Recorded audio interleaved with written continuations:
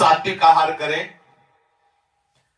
जो ऋतु की सब्जी है उसी का प्रयोग करें, ऋतु के फल का ही प्रयोग करें, जो ऋतु का नहीं है उस फल का प्रयोग न करें, जो केमिकल आदि डाल करके बहुत वर्ष, महीने 2 महीने 4 महीने तक बाद में भी चलाए जाते हैं। अब जैसे ऋतु नहीं है किसी फल का और वो फल है तो वो हमारे योग्य नहीं। ऋतु का फल भले हो, जैसे आंवला या कोई भी ऐसा आपको खट्टा भी लग रहा तो आपके ब्रह्मचर्य की हानि नहीं होगी, क्योंकि ऋतु का फल है और प्रकृति वैसे ही देती जैसे शरीर की आवश्यकता होती है। तो कोई भी फल या कोई भी सब्जी ऋतु के अनुसार पाए। ऋतु के प्रतिकूल कोई भी सब्जी जो क्या कहते हैं कोल्ड स्टोर में है, हाँ कोल्ड स्टोर, उसमें रखी वाली ना पाए, मतलब ताजी जो ऐसा कोई भी भोजन ऐसा पाए जो पचने में हल्का हो, जो मधुर हो, प्रिय हो। गेहूं की रोटी, चावल, जौ की रोटी, साठी, मूंग, अरहर, चना, दूध गाय का, थोड़ा घी, चीनी, सेंधा नमक, शकरकंद और शुद्ध ऋतु के फल व सब्जी, ये आहार कभी आपके ब्रह्मचर्य को दूषित नहीं होने देगी, पर्याप्त है। अब अगर बढ़िया ये सात्विक आहार मिले तो शरीर भी स्वस्थ रहेगा, बुद्धि भी स्वस्थ रहेगी। और राजसी आहार जाते ही काम का अंदर स्फुरण होने लगेगा। अत्यंत उष्ण गर्मा गर्म एकदम निकल रहा है, गर्मा नहीं साधक को पाना, जब तक धुआं निकलता हो तब तक नहीं पाना, धुआं थोड़ा निकल जाए, वो एकदम नहीं लोग निकलते हैं एकदम गर्मा, ये साधक के लिए ब्रह्मचर्य के लिए हानिकारक।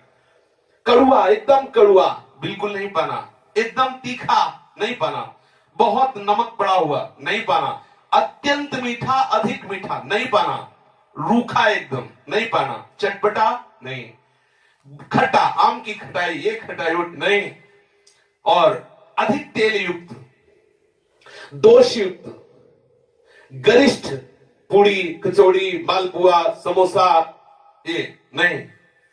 जो कचौड़ी पूड़ी मालपुआ, ये लाल मिर्च बिल्कुल नहीं, हींग नहीं, विशेष तेल का प्रयोग नहीं, प्याज लहसुन का तो किसी भी तरह से प्रश्न नहीं, गाजर नहीं, उर्द नहीं, सरसों का अधिक सेवन नहीं, कोई भी मसाला नहीं, मांस मछली कछुआ अंडा शराब चाय कॉफी कोकीन चरस चंडू ये सब नहीं।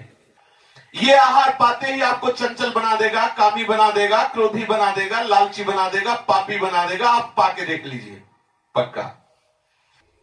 जो ये अत्यंत उष्ण कड़ुआ तीखा नमकीन अत्यंत मीठा रूखा चटपटा खट्टा तेल युक्त दोष युक्त गरिष्ठ पूड़ी कचौड़ी मालपुआ खट्टा लाल मिर्च तेल हींग प्याज लहसुन गाजर उड़द सरसों मसाला मांस मछली कछुआ अंडा शराब काफी डाफी और कोकीन और चरस और चंडू और सभी सब, ये सब पाने वाले कभी ब्रह्मचर्य नहीं रह सकते। इनसे निश्चित पाप के आचरण बनेंगे, रोग शोक दैन्य बढ़ेगा, आयु तेज सामर्थ्य सौभाग्य नष्ट होगा। राजसी पुरुष कभी ब्रह्मचारी नहीं हो सकता। और तामसी राजसिक आहार भी मिलता है। तामसिक आहार में जब अधिक मात्रा में गर्मा गर्म पाया जाता है तो तामसिक ही हो जाता है। इसके अलावा जो बासी भोजन है, जो रसहीन भोजन है, जो दुर्गंध युक्त भोजन है, जो जूठा भोजन है, सड़ा हुआ भोजन है, जिस तेल में कई बार पकवान बनाए गए हो उस तेल में बना हुआ, ये सब तमोगुणी भोजन है। भले एक बार निकल गया 2 बार निकल उसी में निकाल, अब दुकानों में तो यही होता है, उसमें थोड़ी कि एक बार निकाल के वो घी हटा दिया या तेल हटा दिया, वो तो जब तक उसमें जान रहेगी, मक्खी भी गिरी तो पड़ी रही 24 घंटा, दूसरे दिन छन्नी से निकाल लिया, उसका भी रस उसी में गया और बन के गरम गरम जलेबी आई, बोले जय राधा वल्लभ लाल के चक पार, बहुत संभल के भाई। एक घी या तेल के पदार्थ जो जिससे कई बार निकाला जा चुका है वो पकवान तमोगुणी हो जाता है, घृणित हो जाता है, निंदनीय हो जाता है, उसे नहीं पाना चाहिए। तामसिक आहार बिल्कुल ब्रह्मचर्य के लिए घातक है और राजसिक आहार भी। तामसिक आहार पाने वाला वो राक्षस बन जाता है, उसके अंदर पूरी राक्षसी वृत्ति होती है। ऐसा पुरुष सदैव रोगी दुखी बुद्धिहीन क्रोधी लालची आलसी दरिद्र अधर्मी पापी और अल्पायु होता है। जो हस्त क्रिया के द्वारा वीरपात करता रहता है वो अकाल मृत्यु को निश्चित प्राप्त हो जाएगा, मरेगा। क्योंकि महत अपराध बंद हो। मत समझो कि अपराध नहीं बन रहा, वो अकाल मृत्यु को प्राप्त होगा, उसके अंदर ऐसे भयंकर रोग पैदा हो जाएंगे, परेशान हो जाए। डरो डरो, वैसे ही मरना है, काय को ऐसे मर रहे हो। राधा राधा रटो, नियम से चलो, एक बार निश्चय कर लो मुझे हर जलन सहना है, प्रभु की प्राप्ति के लिए मैं हर कष्ट सहूंगा, ऐसा भाव कर लो। और फिर सात्विक भोजन भी जब पा रहे हो तो विचार बिल्कुल ठीक होने चाहिए। भोजन पाते समय कोई ऐसा दृश्य जिससे आपके विचार गंदे हो, कोई ऐसा पढ़ना जिससे विचार गंदे हो, कोई ऐसी वार्ता करना, या कोई अंदर ही अंदर विचार गंदे करते हुए सात्विक आहार भी पाओगे तो आपकी बुद्धि पतित हो जाएगी। महापुरुषों ने ये अनुभव करके बताया है। भोजन पाते समय जो विचार होता है उससे रस बनता है, रस, उसी रस में आपके भाव जाते हैं, वही भाव आपकी नस नाड़ियों में जाकर के वैसे ही पूरे शरीर को प्रभावित कर देते हैं जैसे भोजन पाते समय हम विचार करते हैं। इसलिए बहुत सावधान, भोजन पाते समय यदि आपके पास चिंतन की भाववृत्ति नहीं तो आप बाहर से सत्संग लगा दीजिए, कीर्तन लगा दीजिए और उसको सुनते हुए प्रसाद पाए, बहुत बढ़िया। ये तो देखो कलयुग भगवान की कितनी कृपा है, भोजन पा रहे हैं, कोई महात्मा बोल रहा है, सत्संग आप बैठे सुन रहे हैं, बहुत बढ़िया है। यंत्र का आजकल तो बहुत बड़ी कृपा है। अगर कुछ नहीं तो नाम कीर्तन लगा दीजिए, प्रसाद पा रहे, नाम कीर्तन चल रहा, चतुरासी जी के पद चल रहे, ठाकुर जी की कोई वार्ता चल रही और हम प्रसाद पा रहे, तो हमारा सारा चिंतन सुनने में गया और प्रसाद पा रहे, वो हमारे अंदर भागवतिकता प्रकट करेगा।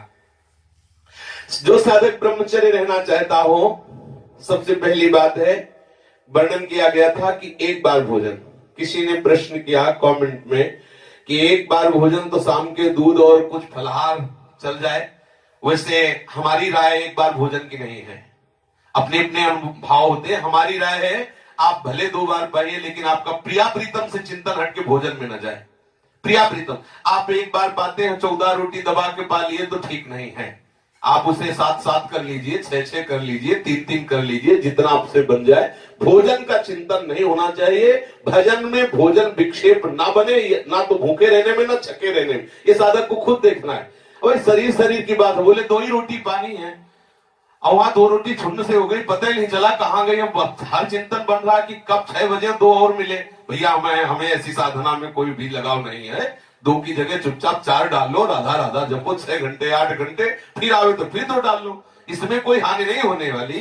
लेकिन उसका चिंतन बने वो हानि का, जैसा हमें कुछ संतों से भी सुना और कुछ अपने भी हृदय की बात कि बड़ी शीतलता मिलती है जब प्रभु का चिंतन होता है, और बड़ी जलन होती है जब विषय का चिंतन होता है। यदि रोटी का चिंतन हो तो ऐसा व्रत आग लगे, हमें नहीं चाहिए वो व्रत, हमें श्री जी का चिंतन चाहिए। तो थोड़ा ये देख करके कि आपका चिंतन भोजन का ना हो, इतना भोजन ना बहुत कम हो, युक्ताहार क्यों प्रभु ने लिखा है, इसीलिए लिखा है। 2 समय भोजन बहुत बढ़िया रहता है। पहला भोजन 10 से लेकर 1 बजे के बीच में हो जाना चाहिए, इसके पहले कोई भी चाय नाश्ता ये सब नहीं होना चाहिए, पक्का। 2 बार तो फिर 2 ही बार है, आपको जो भी पाना है वो सब लेके, हमने ऐसे संतों के दर्शन भी किए हैं कि जैसे कोई कुछ दे रहा है और उस आश्रम में है तो लेके रख लिया, लेकिन पाएंगे वो 1 बजे ही, बीच में नहीं कि जो मिला वो पाते ऐसे थोड़ी थोड़ी देर में बंदर की तरह मुंह चलता रहे, साधकों का नियम नहीं है, उसे रख लीजिए। आप 2 ही बार पाए तो सिर्फ 2 ही बार पाए, 1 बार पाए तो सिर्फ 1 बार पाए, जो भी पाना है 1 बार पाए, जो भी पाना है 2 बार पाए, वो नियम आप रखें। दिन का भोजन 10 से 1 बजे के बीच में हो जाना चाहिए और रात्रि का भोजन 8 बजे के पहले ही हो जाना चाहिए, 8 बजे के बाद नहीं होना चाहिए। 8 बजे के बाद उसमें पचने में दिक्कत पड़ेगी, कब्ज बनेगा, ब्रह्मचर्य घातक बात होगी। यदि आप 1 बार भोजन करते हैं तो सर्वोत्कृष्ट बात है, पर 2 बार भोजन करें तो आप देख लीजिए 10 से 1 बजे के बीच दिन में और रात्रि में 8 बजे के पहले। और जब आप भोजन पालें तो 30 मिनट जरूर टहले, शरीर स्वस्थ रखना है, भजन करना है तो ये करना है, नहीं तो गड़बड़ हो जाएगा, आप कब्ज हो जाएगी, फिर परेशानी है। खा के एकदम सहन नहीं करना, 30 मिनट टहलना है। रात्रि में दूध पीना है तो या तो बहुत ही कम गर्म एकदम, और या एकदम ठंडा। अगर आपको लगता है थोड़ा गर्म हो तो बिल्कुल थोड़ा ही गर्म होना चाहिए। अधिक गर्म दूध पी के सहन करने से वो ब्रह्मचर्य का नाश अर्थात स्वप्न आदि दोष प्रकट करने वाला होता है। चीनी मिलाने की जरूरत नहीं, यदि आपको ऐसा लगता है कि हो तो बहुत कम चीनी मिलाकर ही प्रयोग करें, वैसे जरूरत नहीं है। गर्मा गर्म रात्रि में ना भोजन पाना है ना कोई पेय पदार्थ पीना है, गर्मा गर्म ना तो भोजन पाना है और ना कोई पेय पदार्थ पीना है। अगर आप गर्मा गर्म कोई पदार्थ पी के शयन करते हैं तत्काल, तो निश्चित आपके ब्रह्मचर्य की हानि हो जाएगी, सावधान रहे। ताजा, सात्विक और ना गर्म ना बासी ऐसा भोजन कीजिए। और रात्रि में हल्का हल्का गर्म या ठंडा दूध ले सकते हैं जो जरूरत हो। नहीं, दूध की साधक को जरूरत है नहीं, पर अब आप देख लीजिए, हम मना नहीं करते, पर है नहीं जरूरत। क्यों जरूरत नहीं? क्योंकि अपना कोई और कार्य है नहीं। भजन साधन और संयम नियम तो उतने में ही इतनी सामर्थ्य है कि दूध की जरूरत बिल्कुल नहीं, वस्तुता नहीं जरूरत है। पर यदि आपको जरूरत हो तो ले सकते हैं गाय का दूध आधा लीटर, वो भी रात्रि में शयन के पहले, जो इतना गर्म हो कि मतलब आपको लगे कि हाँ ठीक है। अगर अधिक गर्म हुआ तो आपके ब्रह्मचर्य में हानिकारक है। यदि रात्रि में आपको थकान हो रही है, आपको लगता है मैं तत्काल शयन कर जाऊंगा, तो ना भोजन पाना है ना दूध पीना है। अगर रात्रि में आप बहुत थके हैं तो ना भोजन पाना है ना दूध पीना, आप शयन कर जाइए, सुबह भले ले लीजिए। अगर आप थकान के साथ भोजन और गर्म दूध पी ले और तत्काल लेट गए, तो फिर उसमें आपके संयम में बाधा पड़ने की संभावना है। भोजन के समय आप मौन भगवत चिंतन करें या भगवत विचार करें या भगवत चर्चा सुने। किसी भी तरह से आपके भोजन में अधिक नमक, मिर्च, मसाला, ये और मिठाई और किसी भी तरह का कोई नशा या कोई चंचलता पैदा करने वाले पदार्थ बिल्कुल नहीं होने चाहिए।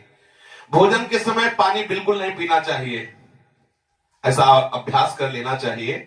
यदि आपको प्यास लगती है तो भोजन के पहले आधा घंटा 1 घंटा पहले 1 गिलास ले लीजिए और भोजन के 1 घंटा आधा घंटे बाद ले लीजिए। उत्तम बात है 1 घंटा, लेकिन ना से पाओ तो आधा घंटा, लेकिन भोजन के बीच में जल लेने का विधान नहीं है, जो वास्तविक नियम से चलना चाहिए। तभी लीवर खराब हो जाता है। और एक कोरा पाया आधा लीटर पानी, फिर वो तो सब गड़बड़ हो जाता है। ऐसा अपने लोगों ने 20 वर्ष से अभ्यास किया है, पूरा भोजन हो जाएगा, 1 बूंद पानी की जरूरत नहीं है। भोजन के समय पानी नहीं पीना चाहिए। भोजन के 1 घंटा बाद या 1 घंटा पहले पानी ले लेना चाहिए। भोजन के पहले हाथ पैर और मुंह धो करके पूरे पवित्र हो करके फिर भोजन पाने बैठना चाहिए। भोजन नियमित समय पर, नियमित अर्थात 4 रोटी तो 4 ही नहीं। अब ये नहीं होना चाहिए कि आज भूख ज्यादा लगी 6 कर लो, नहीं, नियमित आहार नियमित होना चाहिए। वो भूखे रहो भजन करो, बढ़िया रहेगा। जितना एक नियम बना लो भोजन का उतना। राह चलते हो भोजन नहीं पाना, खड़े होकर भोजन नहीं पाना, लेट कर भोजन नहीं पाना, अनुचित चिंतन करते हुए भोजन नहीं पाना, अनुचित क्रिया जहां हो रही वहां देखते हुए भोजन नहीं पाना। प्रातः काल बिना कुल्ला किए जल पीने का अभ्यास बनाएं। बिना कुल्ला के आप शयन करके उठे, नाम जप किए और ऊषा पान उसे कहते हैं, वो आयुर्वेद के अंतर्गत है, वो आपके उदर में बड़ा लाभदायक रहेगा। वैसे तांबे के पात्र में जल रख ले रात्रि में और उसके बाद सुबह उठे और बिना कुल्ला किए और वो पानी पिए तो आपके उदर में बहुत लाभदायक होगा और अपने साधन में सहयोगी होगा। जहां प्रसाद पा रहे हो वो पवित्र स्थान हो, अगर दृश्य हो तो भगवत छवियां लगी हो या संत महात्मा हो। भोजन के समय ऐसे दृश्य ना होना चाहिए जिनमें मन अटक कर और काम का संकल्प कर बैठे। आप मध्याह्न में भोजन के बाद 100 कदम चले, 15-20 मिनट लेटे, इसके बाद भजन में बैठ जाए, ये मध्याह्न। और शयन में 1 घंटा पहले ही आपका भोजन दुग्ध हो जाए, टहले भजन करें, फिर आप शयन करें।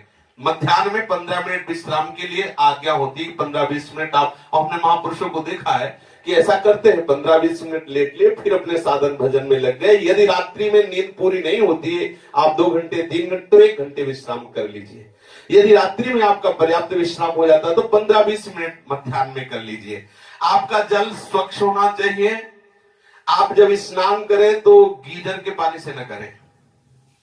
अगर ब्रह्मचर्य पुष्ट रखना है तो हम ये नहीं कह रहे कि पैसा बचाने के लिए गीजर की बात कर रहे हैं, लेकिन अगर आप रोज गीजर से पानी से नहाएंगे, आपकी त्वचा कमजोर हो जाएगी और आपकी सप्तम धातु शक्ति मतलब कठोर ना होकर के द्रवित हो जाएगी। आपको ये दोष देखना पड़ेगा अपने जीवन में यदि आप गीजर से बराबर स्नान करते हैं। संत महात्मा सीधे धाराओं में क्यों नहाते थे? एकदम ठंडा। आप नहा के देखो यमुना जी में सुबह सुबह जब गंगा में स्नान करते थे तो एक डुबकी लगाने के बाद लगता था सर है कि नहीं है, खोजना पड़ता था कि सर है कि नहीं है। एकदम ठंडा और एक नया एक जीवन नया एकदम ठंडा। अब 20-30 मिनट कमर से ठंडे जल में तो अपने आप वो सब संयम नियम बने। और यहाँ गीजर से पता नहीं चलता सर्दी है कब लगी सर्दी। है, और बढ़िया गर्म कपड़ा, गर्म कम्बल हो, बगल में ही कमरे में ही बाथरूम शौचालय हो, गीजर से स्नान कर कम्बल, तो पता नहीं चला सर्दी लगना अति आवश्यक है। ब्रह्मचर्य के लिए सर्दी लगना अति आवश्यक, शरीर को मतलब ठंडी लगना अति आवश्यक है। शरीर जितना ठंड रहेगी त्वचा मजबूत होगी, ब्रह्मचर्य आपका ठीक होगा, और ब्रह्मचर्य ठीक होगा तो आपका सुहाएगा ही नहीं, महंगे महंगे कपड़े और गीजर अच्छा ही नहीं लगेगा, वो एक नशा हो जाता है, उसमें इतनी सामर्थ्य हो जाती है। पर जितना ऐसा नहीं कि कल से जुकाम बुखार हो जाए कि भाई ब्रह्मचर्य रहना है तो यमुना जी में सुबह 4 बजे, थोड़ा देख के अपने संयम में।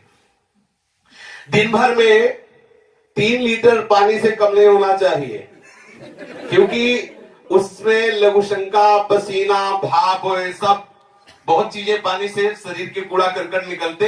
कम से कम 3 लीटर पानी पीना चाहिए, उससे गर्मी क्षय होती है, बहुत से दोष नष्ट होते हैं। पेशाब, पसीना, भाप आदि के रूप में आपके शरीर से पानी निकलता रहता है।